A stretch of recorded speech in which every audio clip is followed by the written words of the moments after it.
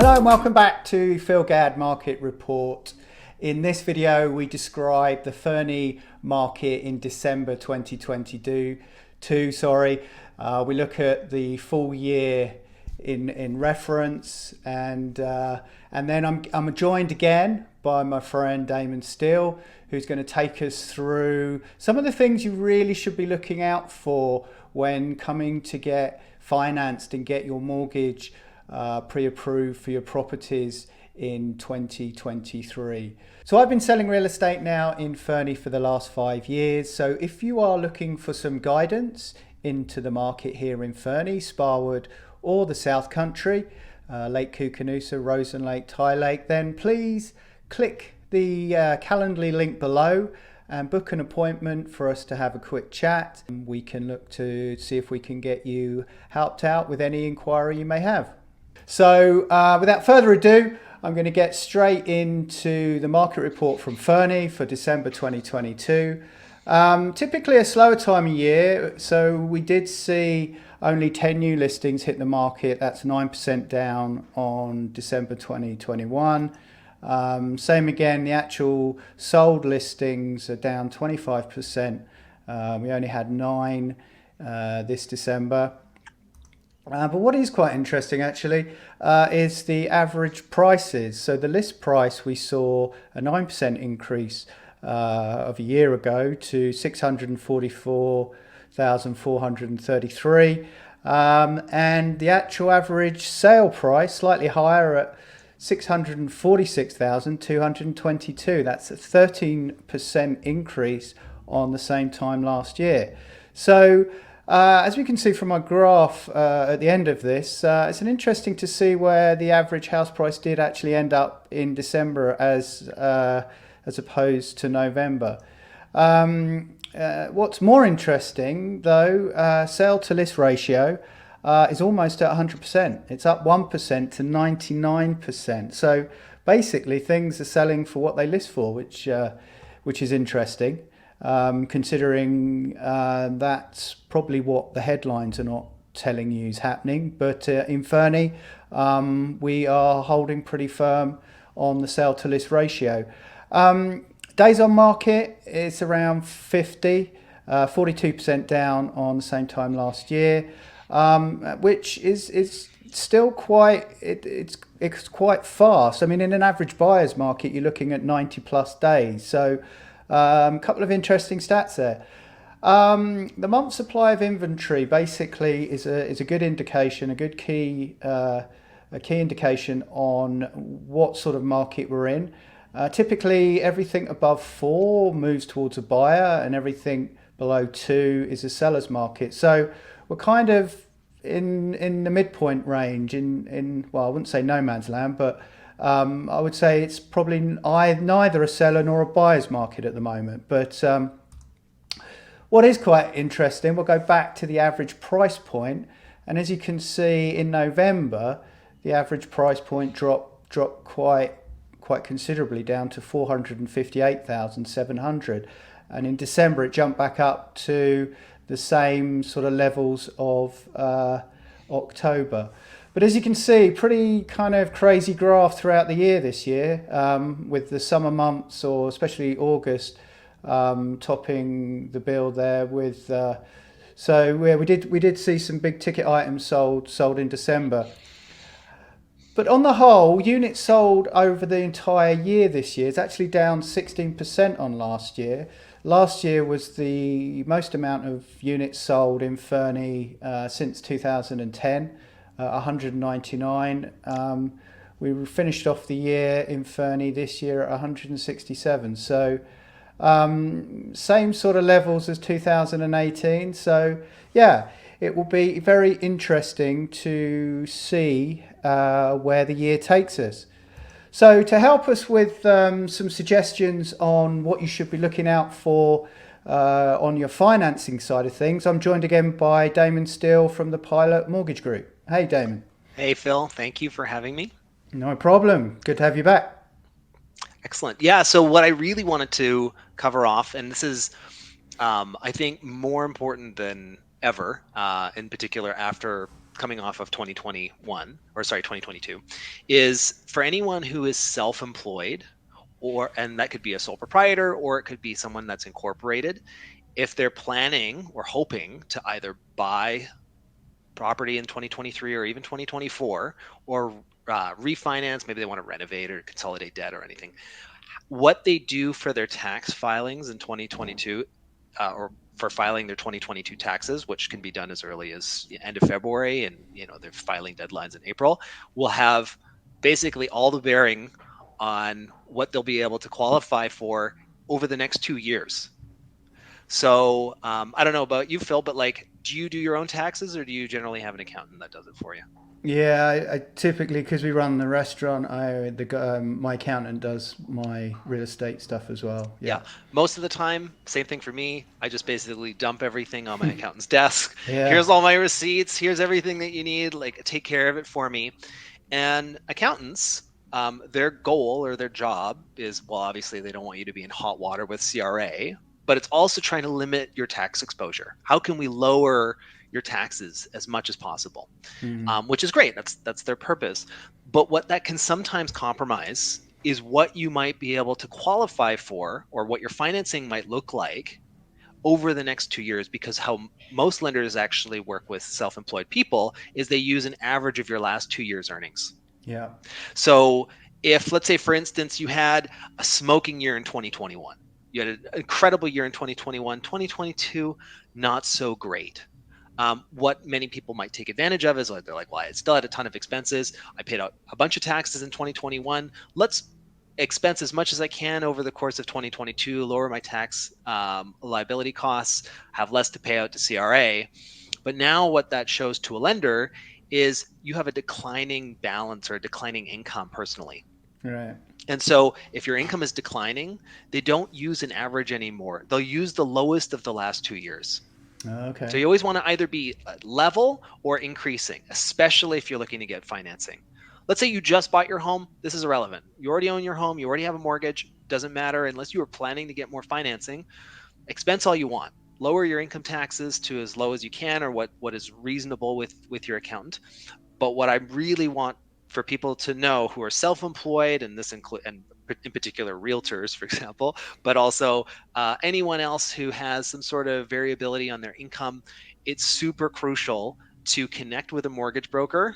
I think we're pretty good, and connect us with your accountant Okay. before you start doing all of the filing things that you would normally be doing, before you go and dump all the receipts and your income information off on your accountant's desk, so that we can talk to the accountant and work together to make sure that they're doing the best thing that they can do for you, but we're also setting yourself up for success. Okay. So to be clear, that's for people wanting new loans, is it? Yeah. So for Yeah. people who are looking to borrow money to buy a home, right? Getting Yeah. pre-approved to buy a home, for Yeah. example, that's where Yeah. this is going to come up. Yeah. People who may already have a mortgage, but they're looking to refinance. Maybe they need to Okay. consolidate some debt, or maybe they want to renovate their home, right? And Right. they're like, oh, Yeah. we want to put 100K and refinance, and we'll use our mortgage to do it, or we'll borrow more money from the lender to do it. What they do in terms of their income tax planning could be the difference between yes or no. All right. Okay.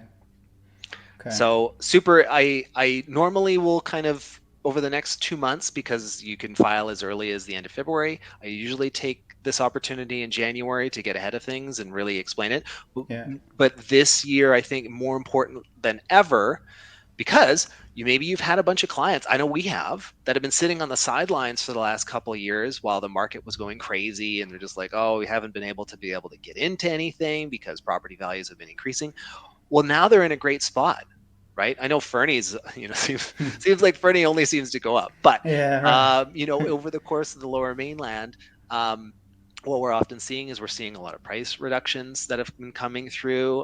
Properties are staying a little bit longer on market, and we might start to see some better deals, coming into the spring March market, right? So now Yeah. is the time. Get pre-approved for it. Get ready to go so that you can snap it up when that amazing place that you've always wanted and dreamed of is sitting on the market for too long, and maybe you can be a little bit aggressive with your offer. But unless you have your financing sorted out, you don't necessarily want to do that. So we just want to make sure that everyone's prepared.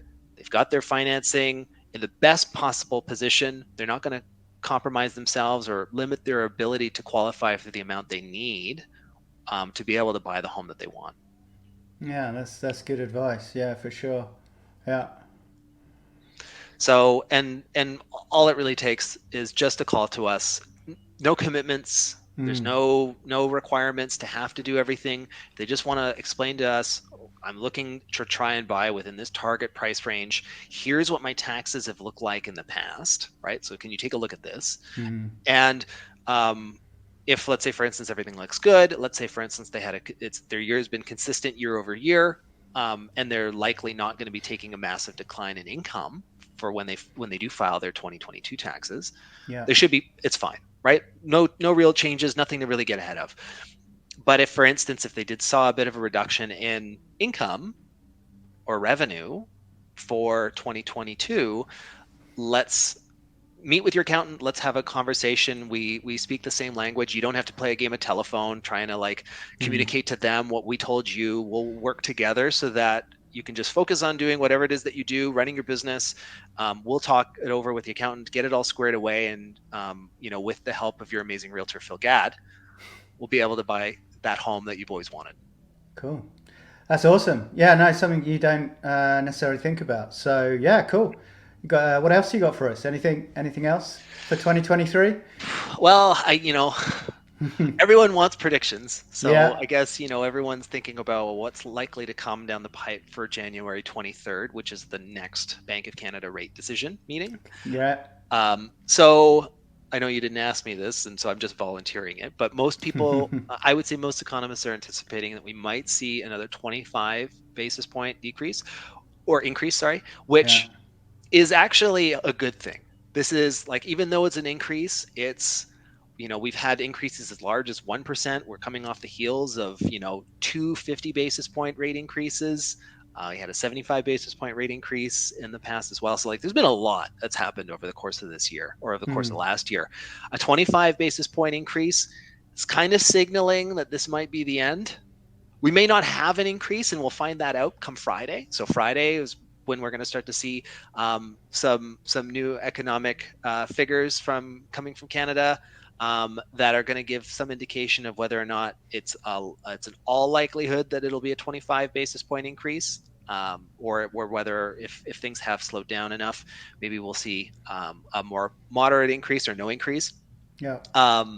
So that we'll see what happens there. Even if it's a 25 basis point increase, I think most people will take that as like positive. This might be the end, and that the market or the interest rate increases are kind of going to stabilize for the foreseeable future. And that I suspect that we'll probably have rates staying at their level, or variable rates staying at their current level for their duration of 2023, Okay. maybe starting to be cut come towards the end of 2023. Now, that Mm. being said, fixed interest rates have already started declining over the Okay. last several months. So for people who have just been thinking rates have only been going up, variable rates have only been going up. Fixed interest rates went up, and over the course of the last several months have been steadily declining. Right. Yeah. Yeah. Yeah. No, that's obviously like we don't have crystal balls, but it'd be interesting to see what they do, and just what happens to the economy as a whole. I think this year there's lots of headlines to say be prepared for another rough year. Um, I think they need to get a hold of inflation before anything, any real sort of. Well, I don't know these days. I mean, like bad news sells papers, doesn't it, or sells websites. So whether we'll ever get back to the days of there being any good news on the horizon, we don't know. But yeah, and it'll be interesting to see. I mean, obviously in the Fernie market, as I've sort of illustrated, things are still selling and are not really going in a downward trend anyway, pricing. Yeah, I'm sure that's going to be different across the country, but yeah, I guess we'll just have to wait and see, like everyone else. Yeah. Yeah, and things like, and you can probably better speak to this, Phil, like things like a foreign buyer ban, Yeah. and the impact that that has, and obviously there's what some people think it might have in comparison to what it actually impacts is fairly minimal. So if anyone's thinking that we're just going to see massive price declines that might apply as a result of those changes or rescission periods, I think that it's more likely just going to be based on interest rates if we're going to see any prices coming down, but not necessarily due to government intervention on contractual changes like that. Yeah, absolutely. I mean, Fernie's exempt anyway from the foreign buyers ban, and yeah, the home buyers rescission period took effect yesterday. You know, in my opinion, it's not really going to affect anyone unless they're going in full cash, unconditional, because well, I'm going to do another video on this, but buyers now have that period now, 3 full business days to rescind any offer without any questions whatsoever. There is a cost to the buyer of 0.25% of the asking price. But yeah, I think buyers who are putting in conditional offers aren't going to be prepared to probably pay a rescission fee if they have conditions in which might not be fulfilled for whatever reason. So yeah, interesting to see, that new legislation was brought in to help cool the market again, another tool from the federal government to help cool the market. But will it actually do anything? Well, we'll have to see, I suppose. Yeah, I think we go back to like another 2021 or another 2017, where it was red hot. People were buying homes sight unseen. You were walking in and there was 40 other people that were there vying to buy the same place, and it was as competitive. Yeah, Certainly will help in markets like that, but for in sure. markets like today where you've got something that's on the market, even though 50 days on market is a fairly low period of time, it's still a lot longer than it was in the past year. So, we'll have very little impact on that overall. Just a new clause in a contract. Absolutely. A little bit more work for us realtors. Yeah. All right, Damon. Well, thanks once again for joining me on my market report. That's some great insight again, and we'll look forward to chatting next time. Much appreciated. Thanks, Phil.